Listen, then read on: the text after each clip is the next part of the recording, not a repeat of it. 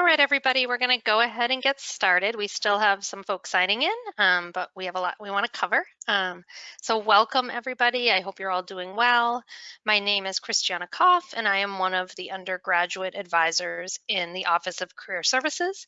I think I can speak for everyone in our office to say we miss everyone, we miss seeing everyone, but we're excited for a unique fall, and we've got a lot of programs coming up that we hope will help you as you're sort of navigating jobs and internships and other pathways. So welcome.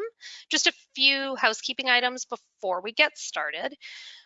This is really meant to be like a 101, resumes and cover letters 101. It's kind of the basics of resumes and cover letters. It's not geared towards any particular sector or industry. I just really consider it sort of a starting point. We'll talk at the end about ways that you can connect with OCS for, more detailed help, but hopefully this kind of gives everyone a baseline to start with. I should also mention that we're really focusing today on resumes and cover letters for positions in the United States. If you're considering applying to things in other countries, just know that resumes vary greatly depending on location. We do have a resource on our website called InterStride that's great for looking at different countries and country guides to see what they look for in applications and resumes. But what we're talking about today really is focused on resumes and cover letters for the US. So just keep that in mind. There will be time at the end, hopefully, for Q&A. We have a lot of students on this webinar today, which is great. So I'll get through as many questions as I can. I'm going to answer them at the end, but you should see on your dashboard a questions box. So if you have a question, you can type it in. And then when we get to the end, I'll go ahead and answer as many of those as I can. It's possible I'll answer your question as we go along, but feel free to type it in when you think of it. When the webinar ends, there'll be a short survey that you'll be asked to take. I know you probably have survey fatigue, but I really would appreciate your input on how the webinar goes and ideas for other webinars you'd like to see. So you'll get that survey at the very end. And I will also email my slides around after to everyone that's here. So you may find that helpful. Students often ask if they can have the slides after, and the answer is yes, I will send those out after. So let's go ahead and dive in and get started. So today we're really going to cover sort of the what, why, and how of resumes. I think we'll spend most of our time on how to kind of put together a resume. That tends to be where we get the most questions, but I want to kind of address the what and why first. So what is a resume? I mean, a resume is typically a one-page marketing document, basically. It's a summary of your experiences, your achievements, your talents and skills. It can be used for all kinds of things. I mean, yes, job applications, internship applications ask for resumes, but you may find that you, ask a professor for recommendation for something, and they may say, sure, send me a copy of your resume and let me take a look at that. So you may be surprised if you're looking for, sort of remote part-time work, you may need a resume. So student organizations often ask for resumes as part of their comp process. So you may be surprised where you're asked for a resume. So it's really good to have one sort of ready to go sort of at all times, regardless of kind of where you are at in a job or internship process. I think it's important, I mentioned it's a marketing document, but you're marketing yourself, right? So this is really your document. It's your story to tell. And one thing I think that can frustrate students and other people is, you could have 10 people look at your resume and they may give you 10 different pieces of feedback. So there really aren't a lot of rules when it comes to resumes. I think people have very different opinions on what should and shouldn't be included or how they should be formatted. So I guess at the end of the day, you just sort of have to take all of that advice and then decide what you want that resume to look like. So there's certainly a subjective component to resumes and resume reviews. Today, I'm going to try to highlight the things we sort of get asked about the most or that we think are most important when creating a resume, but just keep that in mind. The more people you ask to look at it, the more pieces of advice you're going to get. And it's great to have other people look at it, but just know that there's no one right or wrong way to do it. So what's sort of the goal of a resume? Sort of what's the purpose? So it depends on what you're using it for, but typically a resume doesn't stand alone, meaning it's usually submitted, and then you might get invited for an interview where you can talk more about your experiences. So oftentimes students struggle with keeping their resume to one page because they want to kind of put everything on there and make sure it's completely comprehensive. And that's really not what it's meant to be. It's meant to be an overview of sort of your most important and relevant experiences, with the hope that there might be something like an interview where you can talk about other things that you've done or elaborate on those experiences a bit more. Not always. I mean, there might be things that you submit a resume for and that's it. There's no interview process. That document sort of stands alone. So it is important to be really thoughtful about what you're including, particularly if there's not going to be another stage of the evaluation process. So now we're kind of going to get into the how and sort of what makes a good resume, a good, strong resume. So the first thing I'll say is, one size does not fit all, meaning it's important to consider your resume sort of a living document that's going to move and change based on what you're using it for. It's really important every time you're submitting your resume, every time you go to hit submit, that you're reading the description of what you're applying to closely and thinking about, is there anything that needs to be changed on my resume? Maybe you had an experience this summer and you described it on your resume, and then you read, an internship description and realize, oh, wow, I wasn't even going to include that project. Now I need to go back and add that project because it's really what they're asking for. So just know that there is not necessarily one resume that you're going to create that's just going to stand alone without needing to be updated. So just every time you're submitting a resume, really think about, am I highlighting the skills and experiences I want to highlight for this particular opportunity? The other thing is that, especially if you're applying to jobs or internships where they're getting a lot of resumes and a lot of applications, they're going to look at those quickly. I mean, there's studies that say everywhere from the average recruiter looks at a resume for 5 or 10 seconds up to 30 or 40 seconds. I think we can assume it's less than a minute. It's really a scan. It is not a line by line sort of reading everything that's on the resume. So all the more reason to make sure it's easy to read and that you've been selective in what you're including, so that if they only take 10 or 15 seconds to scan through it, they're going to find quickly what they need. So again, there's lots of different studies on like average time somebody looks at a resume, but let's assume it's not very long. So for that reason, you really want to make it easy to read. I've touched on this idea of keeping it one page, and we really recommend that for all class levels. Even seniors typically have a one-page resume. I'm not saying it's easy to get your experiences down to one page, but it's unlikely they're going to go to a second page and read something. I think even, early career professionals still have a one-page resume. So I think that's a really good benchmark. Again, there's no rules to this, but one page for a college student is very standard. So to get that one page, that does not mean that you're cramming, filling every bit of white space on the page with words. That's not it. You really want to aim for like a 1-inch margin all around and plenty of white space throughout and spacing, so that they're able, again, to find which section they're looking for, that it doesn't appear cluttered or hard to read. So that does mean having to pick and choose what you're going to include. Getting it to one page does also not mean using an 8-point font and making it tiny and hard to read, especially if they're going through a bunch of resumes. If it's that hard on the eye, they're probably not going to spend much time looking at it. So I would say at the smallest, a 10-point font, ideally more like 10.5 or 11. And, if you're having other people look at it, ask them, is this easy to read?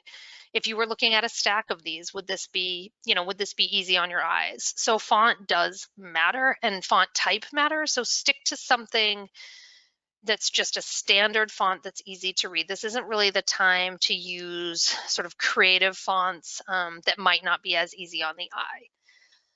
We have 2 different formats or templates on our website for resumes. One uses bullet points, which is mostly what we're going to be looking at today, and the other is more of a paragraph form.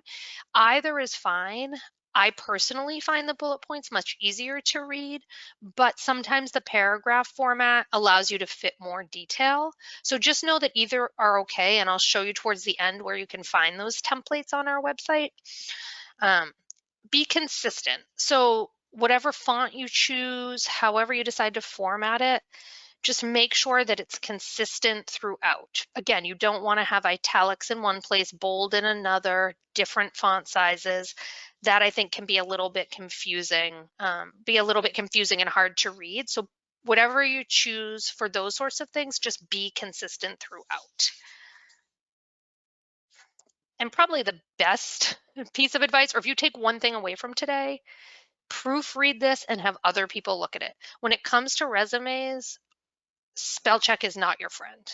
There's lots of words out there that are very close to each other that spell check is not going to pick up, but it is not what you meant, and it changes sort of the tone of the resume, and frankly it shows the reader that you really didn't spend much time on it, and that's not what you want. So I mean, typos and errors like that are one of the quickest ways to sort of get your resume into that no pile.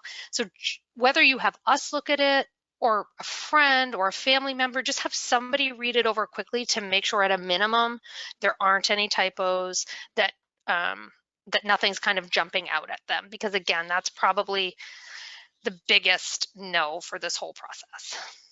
And on the screen are just a couple of examples where spell check probably would not have helped them. So keep that in mind.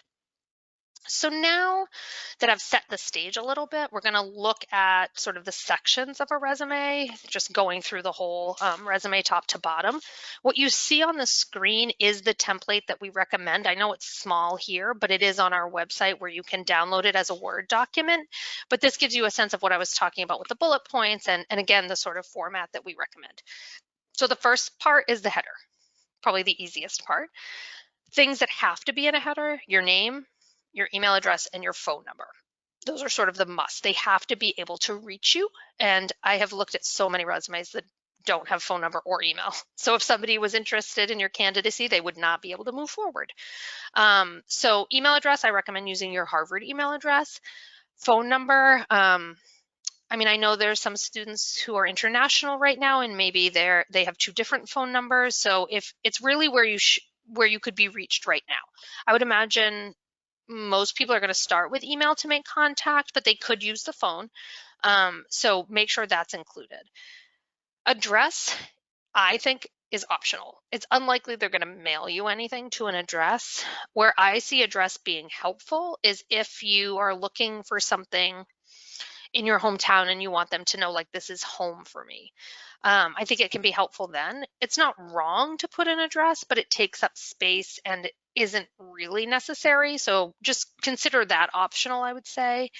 Another thing that you might want to consider including in the header is a LinkedIn URL. So if you've created a LinkedIn profile, that can be a great thing to include on a resume, and you could put you could put the link right there in the header. If you're a CS student and you have like a GitHub page, that could be included there. If you are, if you have your own website, you could link to it there. If you've got sort of, a portfolio of your work online, you could link to that. So those sorts of things are definitely appropriate for a header, but at a minimum, name, email address, and phone. So the education section, we do recommend having that come first after your header. As college students, having education be the first thing that they see.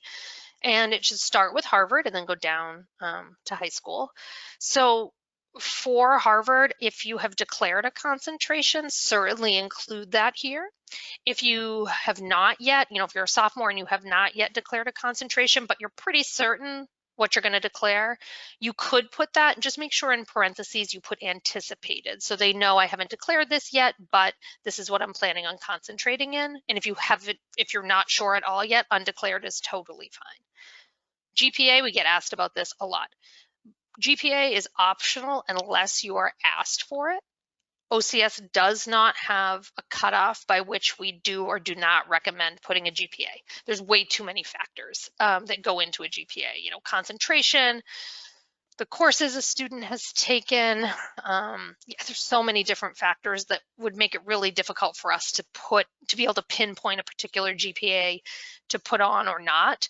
If you're asked for GPA, then you need to put it because they want it. And it needs to be your cumulative GPA, not your concentration GPA. I understand that your concentration GPA may be higher, but if they're asking for a GPA, they're asking for your cumulative GPA.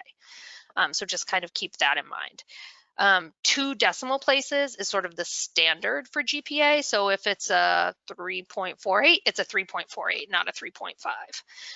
Especially if they're asking for your transcript, just know that the transcript shows your GPA with, I don't know, like 4 or 5 decimal places maybe. So, but we really recommend the 2 decimal places. That's pretty standard.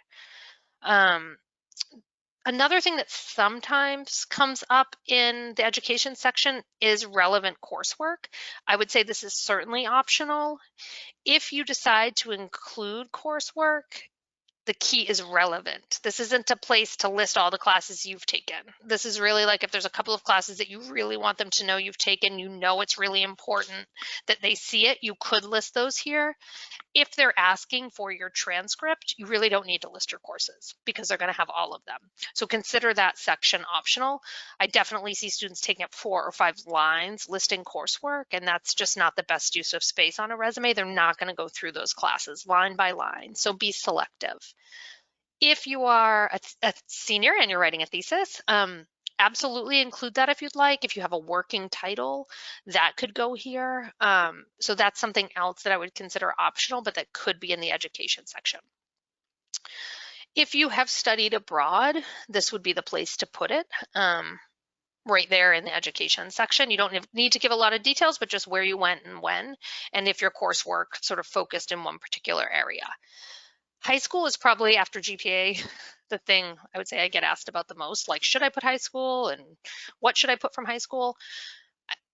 I mean, the bottom line is that they know you went to high school and did well because you're at Harvard. So high school is optional. It does not have to be on here.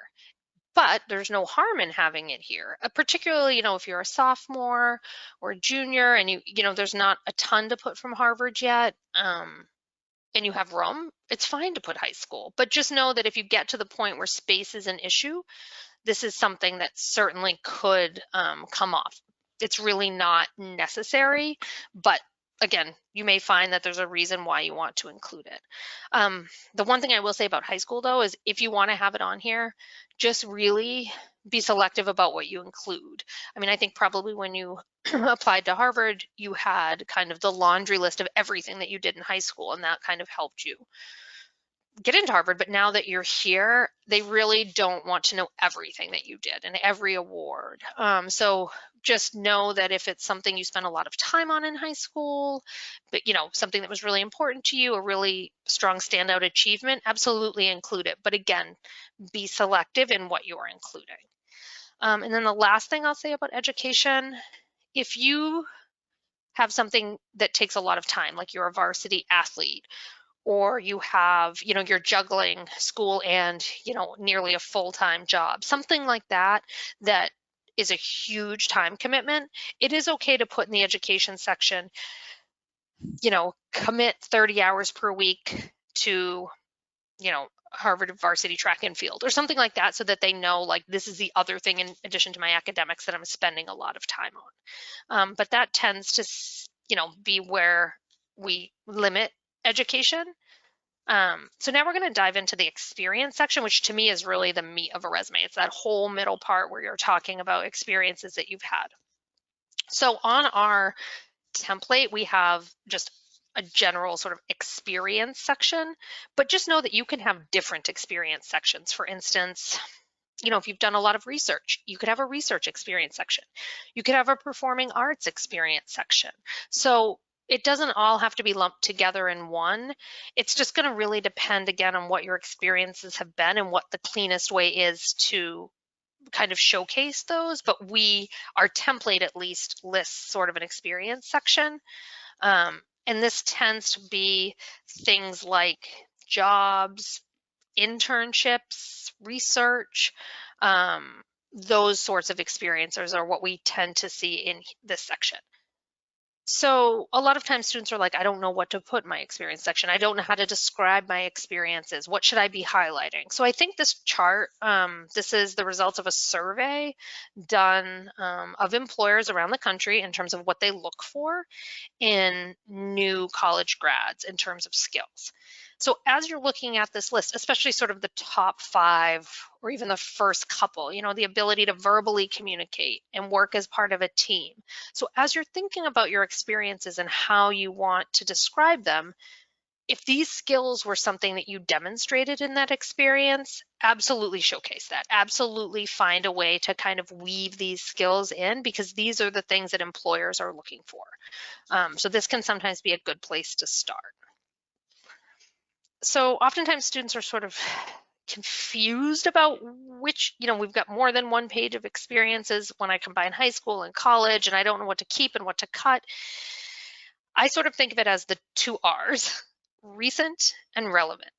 So if it's recent, meaning it's something from Harvard, then I would definitely prioritize including that. You want to account for your time at Harvard in addition to your academics.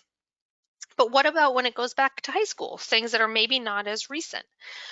Well, then we get to this idea of what's relevant.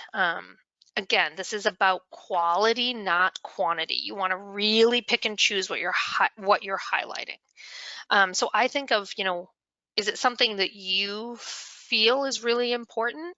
And would it be interesting to them, either really relevant to the work that they do or in some other way kind of catch their interest? And if it does meet sort of both of those criteria and it's a little bit older, then include it because it's likely relevant to that position. One thing that you may find helpful, I know I personally do, is having what I think of as a master resume. So this could be, longer than 1 page.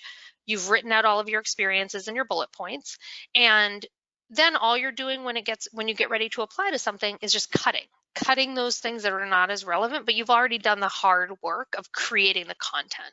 So you may find that that's a helpful exercise to kind of get everything down on paper, and then you're just sort of cutting as you go to make it tailored to that opportunity. So for each of these experiences, we have these bullet points, these accomplishment statements describing what the experience was like. Really important that they should be able to know what you did, not what was the research about, not what does the company do, not necessarily what the team did, but what did you do? What was your role? These are meant to be short and concise. These are not, multiple sentences, long paragraphs, short, concise statements about what you did. We recommend starting every single one of them with a strong action verb. We have a list on our website that can be a great place to start of strong action verbs. Things like managed, directed, analyzed, and sort of avoiding the more passive things like assisted with or participated in. I mean, to me, that seems like you weren't really that involved. And if you were really involved, think about how you're describing that experience. Always quantify whenever possible. So, if you're a TF for a class of, 200 students, put in that there were 200 students that you were helping and doing office hours for and grading papers. And we're going to look at some examples of how quantification can help in just a second. And then show the results of your work. Don't leave them wondering what happened with that. I mean, sometimes you don't know. If it's an internship and you have done a ton of data analysis and you've shared it and then your internship ends, like maybe you don't know what's going to happen with all of that work. But if you do have results, always show the results of your work. So here's an example of sort of a research experience, but I bring this up because you can see the quantification, right? Like the third bullet point, entered over 100 data points into Excel and Access. I mean, that's a pretty big data set that you were doing. So that can kind of show how much work it was. Action verbs, presented, conducted, completed. I mean, those are really strong action verbs, and these bullet points are really descriptive. I know exactly what this student was doing, what they were responsible for in this research. It's not just about the overarching research goal. It is what was their role specifically, and that's really what you want. A few more examples. I touched on this one, but how many students were you helping? What class was it? Oh, it was statistics. Wow. Okay, so you must have strong quantitative skills if you're helping 300 other students. The second one, developed Excel model. What were you using? You were using Excel to do this modeling. Like that means that you're probably fairly proficient in Excel. The last one, maybe you're part of a student organization and you're managing the budget. How big was the budget? And save $10,000. I mean, what are the results of your hard work? In this case, it was saving money. Sometimes it's increasing participation in things. But thinking about, what resulted from your hard work. So within that experience section, you may have more than one experience. You may have a couple of summer internships. You may have, maybe you work at the library and you had, a project that you worked on this summer. Within the experience section, I would say order them in whatever is most recent comes first. So if there's something you're still doing, ideally that comes first, all the way down to what's oldest. Students struggle with this sometimes because maybe they're still doing something, but it's not as strong or as relevant, and they really want to put something older first. I mean, we're not going to tell you what to do. Again, there's no rules, but just know that it's really confusing to read a resume that's out of order. You start with something from last year and then suddenly there's something they're still doing and then it's back to something older. So I really recommend this sort of reverse chronological order whenever possible. You can see that there's different action verbs for each of these bullets. Try not to repeat action verbs. Try to vary them so that each bullet point seems unique and different.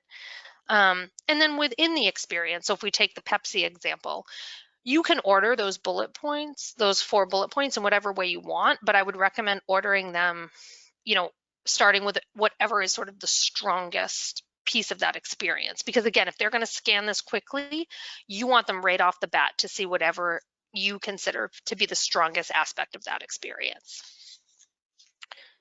So a few other sort of sections of the resume, and then we'll move on to cover letters, and then we can tackle some more in the Q&A.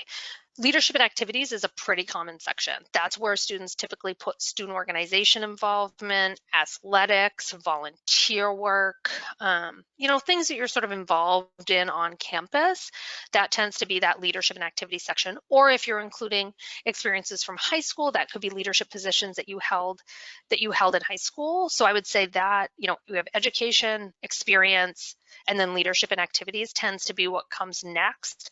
Again, sometimes students are including, a research experience section and that's included, but leadership and activities does tend to be included when there is on-campus involvement. Skills and interests is another section that's pretty common. Those could be technical skills beyond Microsoft Office. Microsoft Office is assumed, so you don't really need to take up space saying that you know Excel, Word, and PowerPoint, unless you have like advanced knowledge of those things. Definitely highlight that.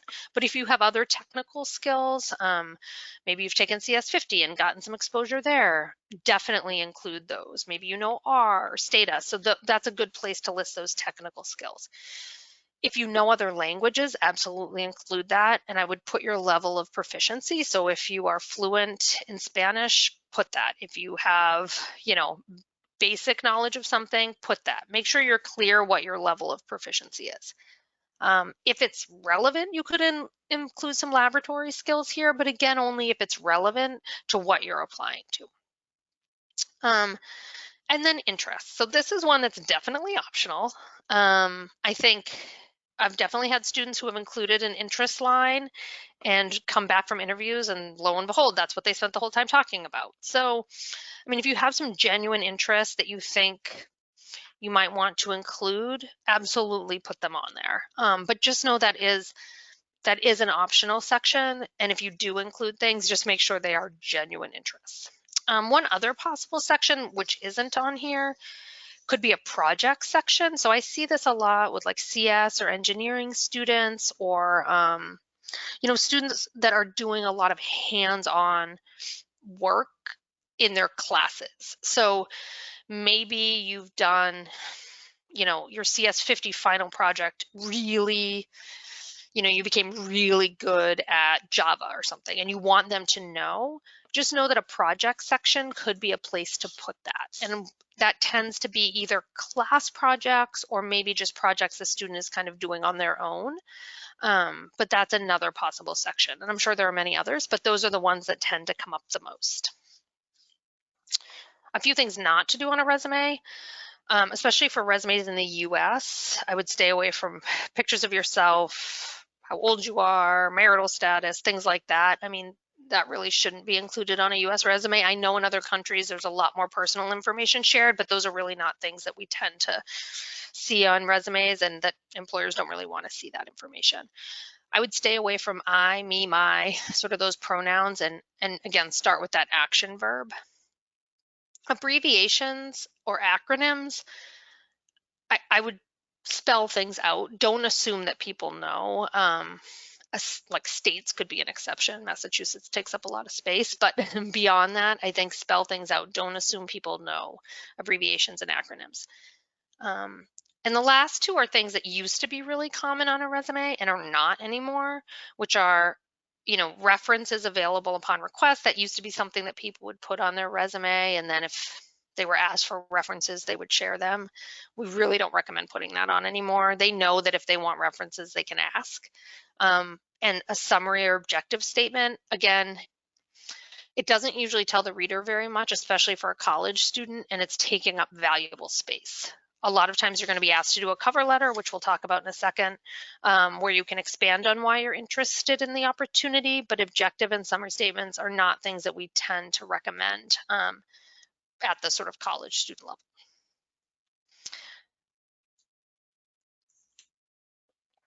I just quickly wanted to touch on students who are on a leave of absence, because obviously this has come up a lot.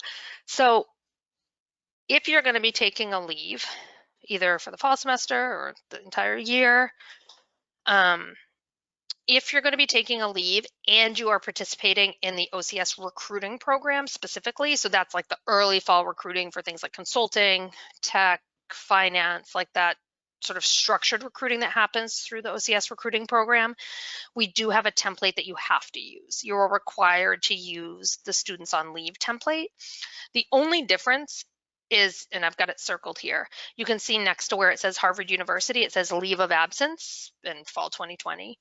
And then the graduation date, because if you're taking a leave, most likely your graduation date has changed. So those two things need to be sort of accurate and up to date for the OCS recruiting program. For everything else, I mean, there's no requirement that you use this template, but I would recommend it. If you're taking a leave, it is going to change your graduation date most likely. And it just, I mean, you're taking a leave, they need to know that. So this can be an easy way to kind of put that information there. So beyond the recruiting program, it's not required, but you may find it helpful, and we do have this template on our website. I'll show you at the end where to find it. But I did want to make sure I pointed that out because it is something that's come up quite a bit lately in terms of the students that are going to be taking a leave. So switching gears, we're going to talk a little bit about cover letters, and then we'll open it up for some questions. So what is a cover letter? And this comes up all the time because they're sort of a weird writing sample / marketing tool. So it's really meant to be sort of a one-page document where you are answering the questions, why you and why them. Why you? Why would you be a good fit for this experience that you're applying to, and why them? Why are you interested? Why do you want to work for them? Why do you want to do this role? So those are the two big questions that a cover letter really should answer. This is your chance to pull out your sort of most relevant skills and highlight those. It should be very tailored to what you're applying to, very tailored to each organization. These can take time, especially if you're kind of applying to multiple things, but it's very important that the person reading it feels like, wow, she's really interested in the work we're doing and she really wants to, to be here. So take the time to tailor them and do them well. And this is also where you can demonstrate your excitement and interest in the position. A resume doesn't demonstrate interest or excitement, it just gives them a summary of your experiences. So that's where the cover letter can be really helpful. So Ideally, you're addressing it to an actual person. Sometimes if it's on Crimson Careers, there'll be someone listed. Sometimes you can tell from LinkedIn who the appropriate person would be to address it to. If you've talked to somebody at the organization, you can ask them. We understand that it's not always possible. So if you really can't, you could say, dear hiring manager. I personally don't love to whom it may concern. It just seems super generic to me, but it's up to you. I mean, there's no real right or wrong, but dear hiring manager or something like that could be used. But try to find a contact. It just helps to personalize it.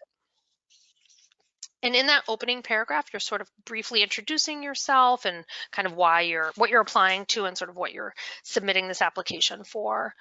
This is where you can start to talk about why them, like what kind of got you excited about this opportunity and the possibility of working for this organization. If you've talked to somebody at a company or an organization, it's okay to mention them. After talking with Jane Smith, I learned that you focus on XYZ. It kind of shows you took the time to talk to somebody, that you are kind of doing your homework and your research. And it really goes back to this idea of personalization and tailoring it to that particular company. So you can definitely do that if you've had those contacts. So the middle of a cover letter is, again, kind of like the experience section of a resume, like the meat of it.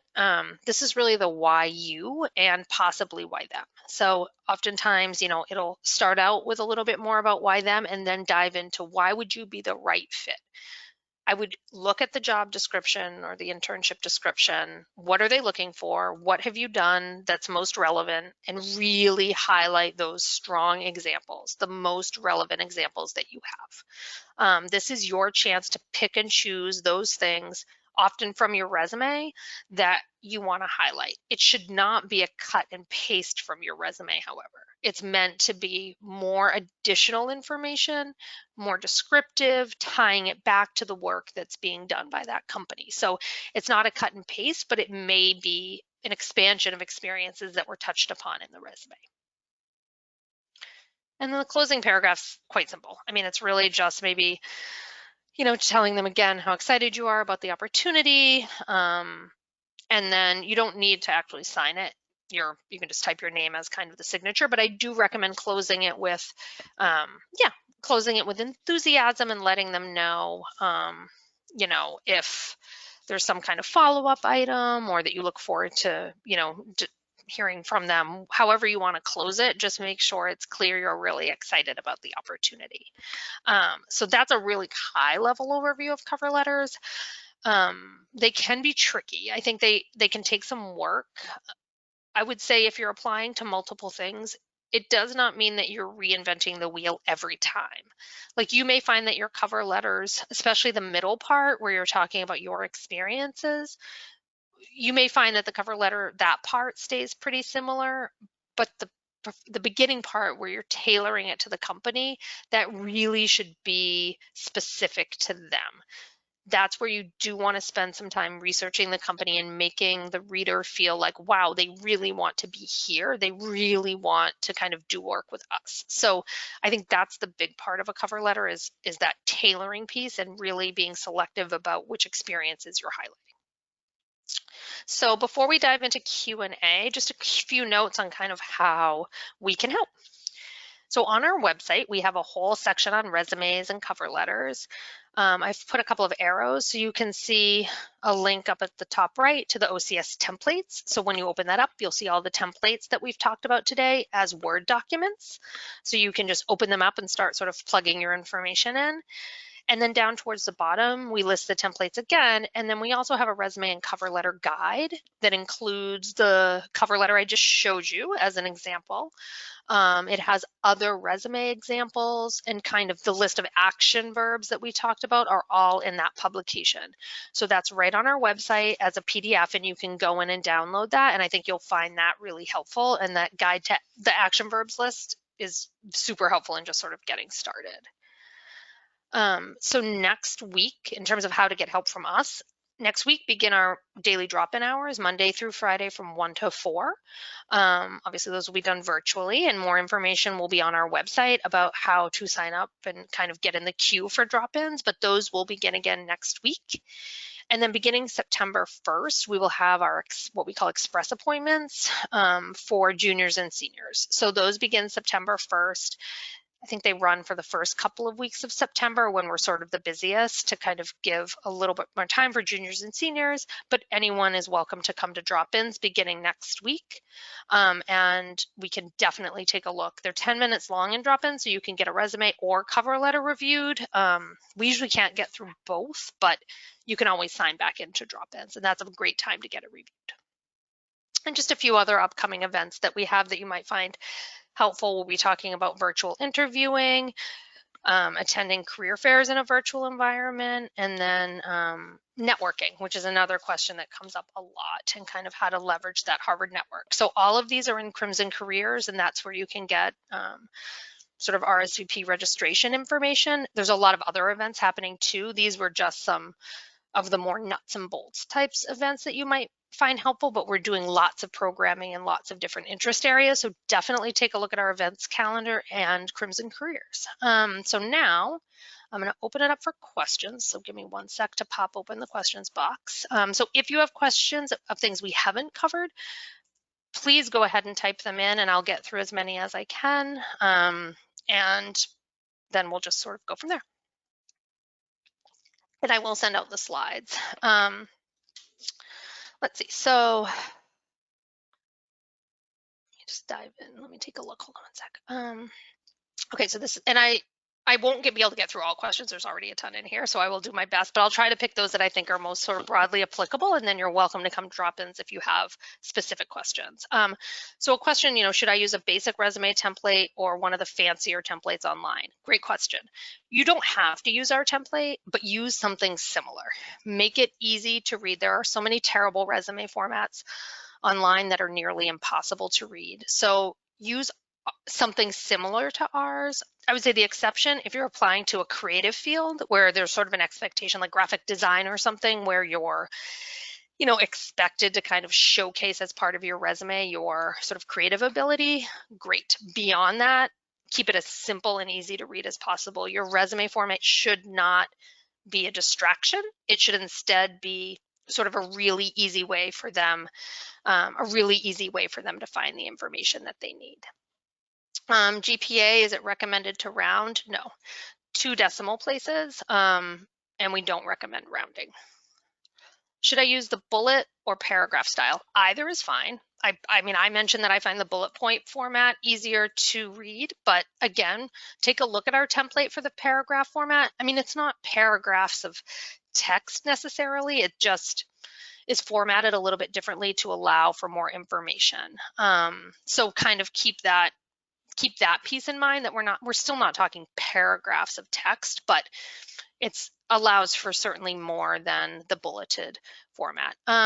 Okay, for relevant courses, should we include the course number? No, unless you're applying to like a Harvard, somebody at Harvard who is going to know what the Harvard numbers are. I would say, what is the generally understood name of the, if it's microeconomics, it's microeconomics, not whatever Harvard's number is. So make it as sort of broadly known as possible. If they get your transcript, they can see the Harvard numbers, but most people are not going to know what the different Harvard course numbers are. Great question. Let's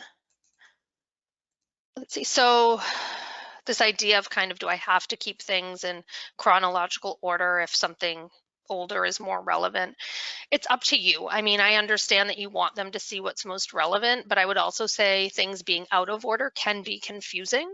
So I would have multiple people look at it and give you advice, but just know they're going to scan it quickly. They're going to find what they need. But if things are not easy, if it's not easy for them to find information, they may stop reading and just sort of be confused. So while you don't have to keep them in reverse chronological order, it's really what most folks are used to seeing when they are reviewing a resume. So just kind of keep that in mind. Let's see. Okay, this is a good question. We had an opportunity for summer 2020 that was canceled due to COVID. Should we include it on a resume, and how can we represent it? This has come up a lot, and I'll be honest, there's not been a definitive sort of answer to this question of whether to put canceled things on a resume. I think people have very different feelings. I mean, I understand that if it was something really competitive and you sort of went through that whole process and ended up getting it, and you want them to know that, but on the flip side, it just doesn't add much to a resume because you weren't able to get the experience. Maybe in a cover letter you could talk about it. It's sort of up to you. I would say, again, there hasn't really been like a definitive answer on this question. And I think as we've talked to different employers and even different people within a company, they feel very differently. Some people are like, I don't want to see something that didn't happen, that got canceled. Others are like, oh yeah, that might be interesting to know that they got that. I would say a cover letter is more appropriate than a resume, but again, there's not a a set answer to that. But just know that people have different sort of opinions. Let's see. If you're on leave, do you literally type out expected graduation date? Yeah, I would put expected graduation and what the date is. Yep. If you had work experience that was virtual this summer, do you put virtual or something in place of the location? So I've seen both. I mean, I've seen some students who in place of the location have put remote. I've had others put sort of where like the company is based and headquartered. I mean, I think everyone's going to know it was done remotely this summer. I don't think there was very much that was done in person. So I think either is probably fine, but probably the most accurate would be to put remote. So good question. Let's see.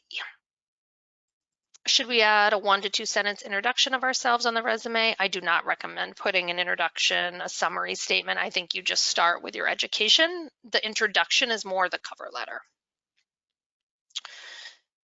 Should we put soft skills on our resume? So soft skills, I'm going to say, would be things like teamwork, strong attention to detail, strong time management. I don't find it helpful when students list those because really anyone could list that, like strong team player. I think those should be demonstrated in the bullet points. So, if you're talking about a research experience and you want to highlight sort of your ability to collaborate, that should be in the bullet point, that was, a team-based project that you worked on. So I think incorporate them into the bullet points of the experience, not sort of a separate list of, those softer skills. What do you recommend doing when a cover letter is optional? That's great. I mean, cover letters, I think if you're given the option to do one, I think it can be helpful to do it. You don't really know when a company is going to look at it. So I think if they're giving you the option, great. I know that they can take a lot of time. And so it may not be that, for every optional cover letter, you're able to do one. But anytime you have the opportunity to give more details about your experience, I think, and you are able to kind of take the time to do it well. If you are not able to take the time to do it well, meaning you're not going to have time to tailor it, you're not going to have time to make it a strong cover letter, I wouldn't do it, because I think if it ended up being addressed to the wrong company or it was clear it was just a cut and paste, I think that could do more harm than not including it at all. But if you have time to do it and do it well, sure. Okay, let me see. All right, so some of these are more about recruiting, so I want to kind of focus on resumes and cover letters. Should we include online classes or programs we've participated in outside of Harvard? Sure. So, and where should you put them? So generally speaking, the education section is a good place to put other coursework that you've done, particularly if it was structured in some way. I think if it's just, sort of like self-taught courses that you've taken, like one-off courses that you've taken because there's something that's interesting to you, they could go at the bottom in the skills and interests section.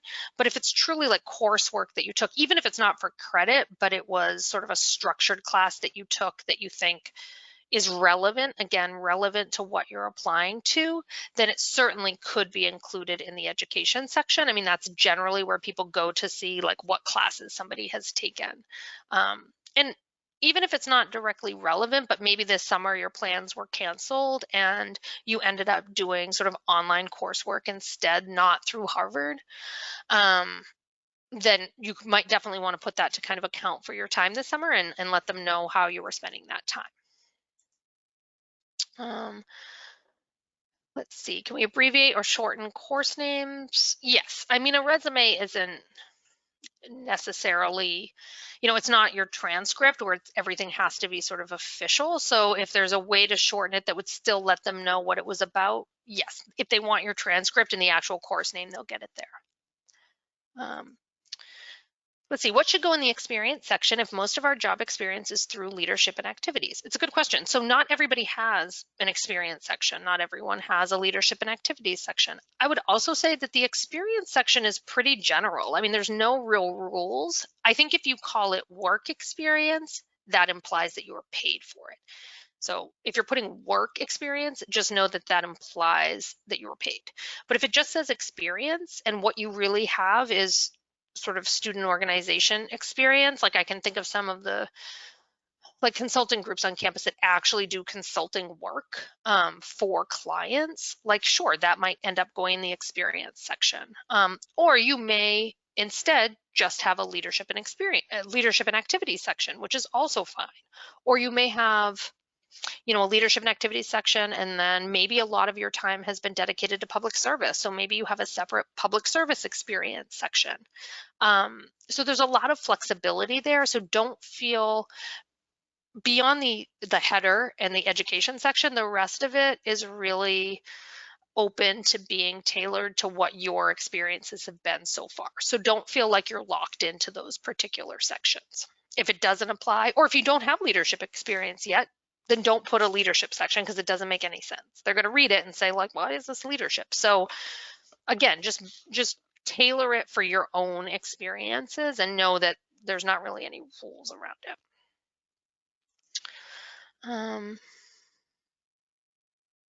Okay, so could you put volunteer experience under a work experience or employment experience section if you think the experience was comparable to employment was just unpaid?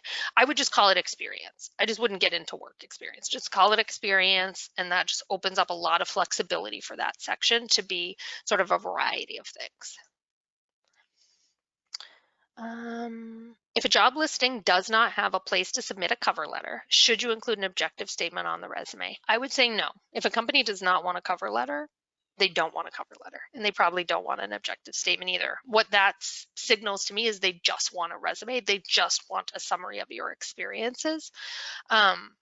So if they're not asking for a cover letter and there's nowhere to put it, then I would just submit your resume and I would not add a summary section. I just don't think it's going to really give you enough space to replicate what would be in a cover letter. And to me, that signals that they're not really looking for that level of detail. They're just looking for the resume. But that's a great question. Let's see. Okay, if you're writing a cover letter to a company, but not a specific role, like asking to job shadow or to be offered a specialized internship, how would you recommend approaching the cover letter? I mean, I guess you have to really think about what you're asking for and if this is better for a conversation with somebody than a cover letter. So if what you're asking for is the opportunity to shadow somebody, or, it's not a position that's sort of posted anywhere, it might be better to reach out to that person and see if you couldn't have a phone call to maybe talk about what your interests are and if there might be an opportunity. But if if there is some kind of application that you're submitting it to and they're asking for a cover letter, in that case, I think you're probably going to focus more on your experiences and your interest and sort of less about why you are interested in a particular role, because you're not really looking at one particular position. So I think it becomes more about you and your general interest and kind of what you could bring to the organization versus very specific for that role. But I think there are times when a conversation is probably better than a cover letter. Okay. For self-employed jobs like tutoring, who should we list as the employer? It's a good question. I mean, I think sometimes students have done tutoring under, like they've created basically like a company for themselves, or it could just be your name, like Christiana Koff Tutoring, or you could just put as like the title tutoring and then underneath it freelance or something like that to show that you are just tutoring on your own, but not with an affiliation to any sort of structured company. But that's pretty common for Harvard students, and I've seen lots of different ways that they've described it. But yeah, you definitely don't want to be linking yourself to a tutoring company if it's really your own. I think then it would just be sort of tutoring, maybe, yeah, something like freelance or something along those lines. Okay, let's see how long we have. Okay, just a couple more minutes. Let me just see if there's anything else that we're getting a lot of. Let's see. If I have leadership in my on-campus job, should I put that in experience or leadership and activities? Good question. My inclination there would be experience, because I think that experience section really is where jobs, internships, research tends to go. And I think in the bullet points, you can make it clear that there's a leadership involved in that, but it's an on-campus job. So you definitely want to get sort of credit for working while being a student, right? And so I think the experience section signals that, where I think leadership and activities really signals more student group involvement. Yeah. All right, let me just go back up and see if there's, let's see. Do corporate companies read the cover letter? And so this is specifically about a consulting position for tomorrow. So it really totally depends on the company. I think some companies, and because you're asking specifically about consulting, for instance, McKinsey and BCG have made their cover letters optional, but they've made it pretty clear that they don't plan to read them. So I think those are unique examples where a company has said it's optional, but we don't really plan to read them. I think for most companies, they either will not give you a place to upload a cover letter, in which case they don't want it, or if they're making it optional, it is truly optional in that they might read it, and if you have time to do it well, you should. I think McKinsey and BCG are two exceptions where, for whatever reason, they've continued to make it optional, but have also said they don't plan on reading them.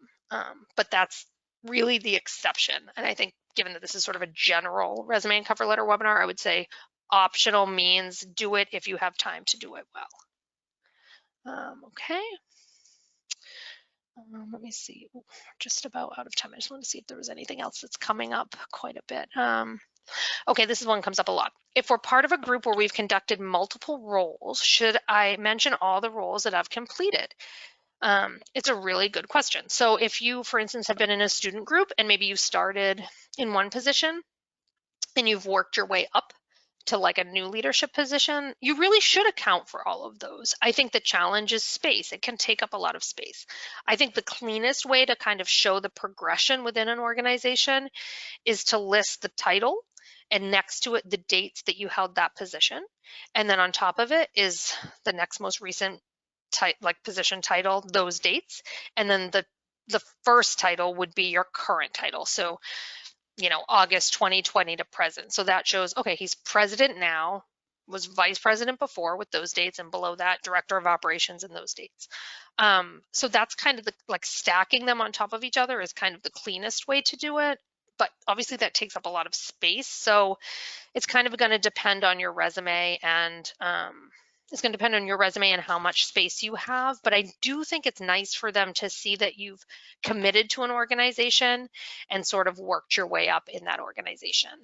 And we're happy in drop-ins to help you kind of workshop that a little bit, because it can be, it can be confusing. So it's a really good question. Let's see. So I'm just going to stick around for a couple more minutes and see if I can get through a couple more questions, just because we're almost out of time. Let's see. If you have 2 decimal points in your GPA, can you round to the nearest single? So would a 357 be a 36? No, a 357 would be a 357. So again, we're not looking to round up. See, we talked about which experience to put first. If I've taken a leave of absence in the past, do we include the social class on the resume as well as the graduating class? No, I would just put your graduation year. All they're really going to care about is when you're graduating. It is not uncommon for Harvard students to have taken a leave of absence, and for lots of different reasons. I would think about how you're going to account for that time on your resume, the time while you were on leave. But for graduation year, I would just put what your expected graduation is as of now. But again, come to drop-in so we can help you kind of, think about talking about the time while you were on leave. Good question. How should we include the address of the company in the cover letter if the application is completely electronic? I mean, I think if you're uploading a cover letter, regardless of how you're submitting the cover letter, I still think it should be in the format that I showed you that has, and it's typically the address of the headquarters of the company. I mean, there's always going to be examples where there really isn't an obvious address or something like that. So it may not be possible in all cases, but where there is sort of that contact information, please a place for that contact information, I would try to include it because it does sort of help personalize it. But again, it's not always going to be possible. So just kind of think about that as well. Great. Let me just see. So there's a couple of questions about, I'll just answer these quickly. If we missed the OCS recruiting program orientation sessions, how do we register for the program? There will be an online tutorial that you'll be able to take. I'm not sure I mean, that's got to be going live pretty soon. So keep an eye on our website. That's where we'll post that, but you will absolutely have the opportunity to take the online tutorial, and there's a quiz that goes along with it, and then you'll get access through there. We talked about the leave of absence piece. Let's see. Okay. All right. So the rest of these are about sort of certain industries. So for those, I would say, just because we're out of time now, I would say, definitely come to drop-ins, and we're happy to kind of help you tailor something for a particular industry or segment. So unfortunately, we are out of time. I know there's still questions that I wasn't able to get to, and I'm sorry, but come to drop-ins, and we're happy to answer as many questions as we can during drop-ins. That's what we're there for. I really appreciate you taking the time today to join me. I hope that this has been helpful. I hope that you're able to come to some other programs and to come to drop-ins, and we're happy to continue answering questions that way. Thank you so much for coming, and take good care.